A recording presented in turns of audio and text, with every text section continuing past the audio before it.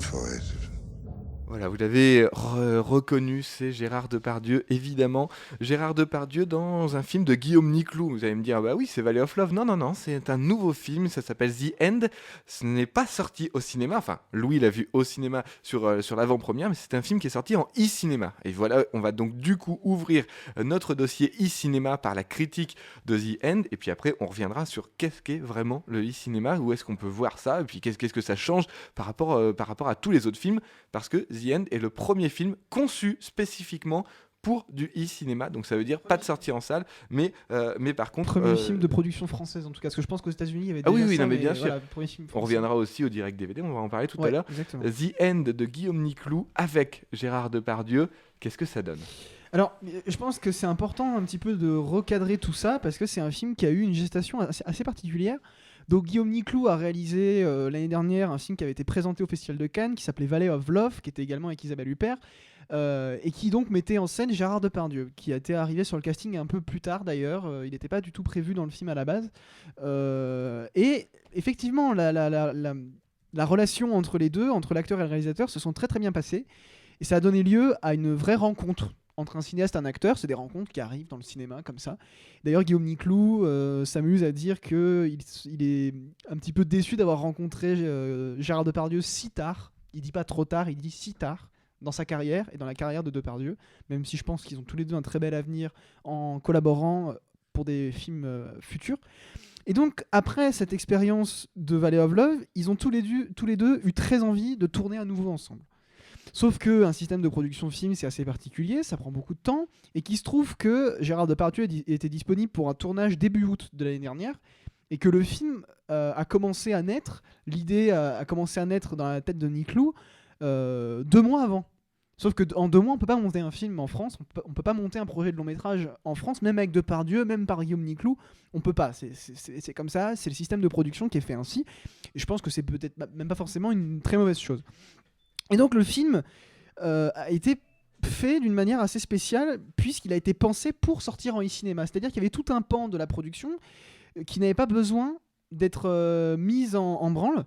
Et donc à la production, on retrouve notamment Sylvie Piala, qui est à la tête de beaucoup de productions en France. Elle a notamment produit récemment Timbuktu, qui fait partie des films très importants qui ont été faits ces dernières années, Oui. qu'on ne défend pas, mais qui fait partie des films Loin de là. importants. Mais en tout cas, voilà, on reparlera de Sylvie Piala au moment où on parlera vraiment du e-cinéma. Voilà, là, on va vraiment aller peut-être dans le cœur du film aussi. Voilà, mais etc. tout ça pour dire que toutes ces choses, ça se ressent dans le film, Bien sûr. ça transpire même dans le film, cette urgence. C'est un film de l'urgence.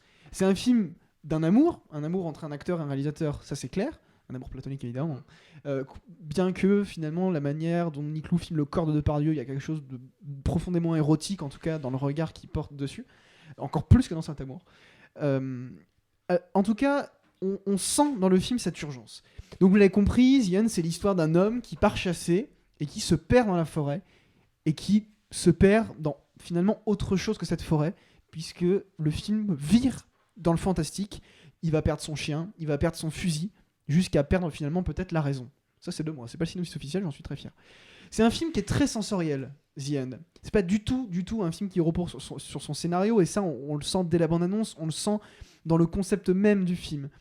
C'est un film onirique, un film de cauchemar pour le coup, mais c'est un film totalement onirique, qui repose grandement sur la puissance de l'incarnation de Depardieu, puisque c'est un corps, mais c'est aussi une voix tout le long du film, puisqu'on n'entend pratiquement que lui. Il y a d'autres personnages qui apparaissent dans le film, je vous laisse le soin de les découvrir par vous-même.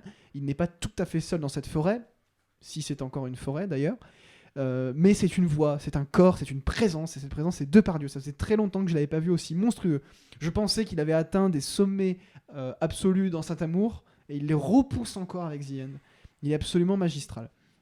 Donc c'est un film onirique dans la mesure où c'est une plongée dans cette inquiétante étrangeté qui est typique de la figuration du cauchemar au cinéma. C'est quelque chose qu'on a l'habitude de voir. C'est-à-dire des détails, des moments anecdotiques. C'est-à-dire que le film est construit autour de petits moments anecdotiques qui caractérisent cette progression dans la forêt, qui est une progression vers une descente dans la folie et dans la peur, dans l'incohérence des peurs irrationnelles.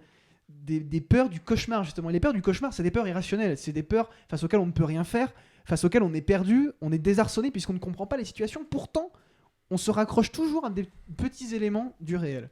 Et le film est exactement cette plongée-là, cette figuration du cauchemar.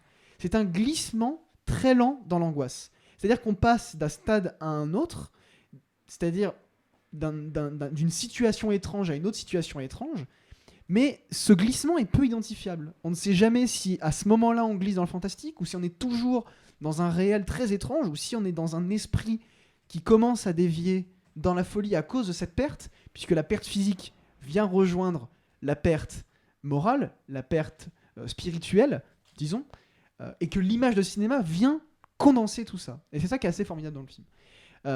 Et malgré tout ça, le montage reste assez sec et violent, c'est-à-dire qu'on a des coupes très sèches au milieu des actions, au moment où on a des sons qui sont très prononcés, donc l'action qui est autant dans l'image que dans le son va être coupée par un raccord très très violent. Parfois il va volontairement faire durer des plans pour les couper très rapidement au moment où on commençait à s'installer dedans. Donc le montage est extrêmement élaboré également pour nous faire plonger dans cette étrangeté qui est vraiment à tous les étages pour le coup dans le film. Et ce qui est intéressant dans le film, c'est cette perversion constante de la logique et des détails du quotidien, on le disait, puisque tout se joue dans le détail et dans l'anecdote.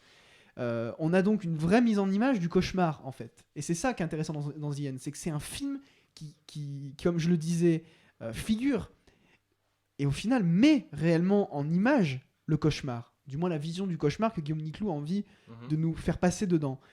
Dans le cadre, déjà, puisqu'on a beaucoup de travelling très très lent et très inquiétant, au sein d'un ensemble de plans eux-mêmes tous très inquiétants. On a également le montage, comme je vous le disais, qui est très particulier et qui nous désarçonne sans arrêt, sans forcément nous remettre à notre position de spectateur, puisqu'il ne va pas forcément révéler le montage au spectateur, il va juste créer des petits décalages qui mettent extrêmement mal à l'aise quand on regarde le film. On a également le jeu de Depardieu qui va peu à peu plonger justement dans cette incompréhension. Au début il comprend pas, puis on a l'impression qu'il commence à s'accoutumer à cette folie, à cette situation complètement étrange, pour au final ne faire plus qu'un avec toutes les situations qui vont l'entourer. Donc finalement l'image même du film, tout le film devient l'espace cauchemardesque.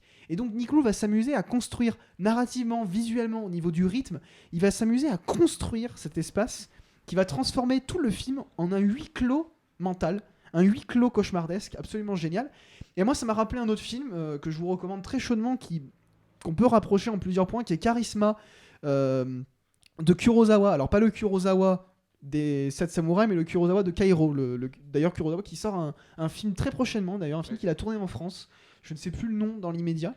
Et qui est un film pareil sur un policier qui se retrouve après une affaire qui a mal tourné, il se retrouve dans une forêt. En fait il va tomber sur une société qui n'est pas primitive mais une société à la limite d'une secte qui va vénérer un arbre au milieu d'une forêt, et le film va sans cesse nous brouiller brouiller les pistes en tout cas, et ne permet jamais de savoir si on est dans un rêve, si on est dans une réalité, si on est dans quelque chose de fantasmé. Et ce glissement s'opère de façon très insidieuse, exactement comme The End. En tout cas, The End est un film très intéressant et un film très effrayant. Je trouve que c'est une relecture assez rafraîchissante du film de genre, puisqu'on est quand même dans un film de Guillaume Niclou, on est dans un film qui est un film assez d'auteur, c'est-à-dire qu'on a la vision d'un cinéaste qui est très prononcée dedans. Mais moi j'ai quand même envie de voir ça comme une relecture de tout un pan du cinéma fantastique qui fait un bien fou et qui a surtout le culot de faire des choses que beaucoup d'autres ne feraient pas, puisque le film est quand même très très couillu au niveau de son rythme, au niveau de ce qu'il montre. C'est un film qui va au bout de sa démarche, c'est un film qui a envie de filmer des cauchemars, qui a envie de filmer un cauchemar, le cauchemar d'un homme dans une forêt, et Guillaume Niclou en tout cas fait un film cauchemardesque au sens positif du terme.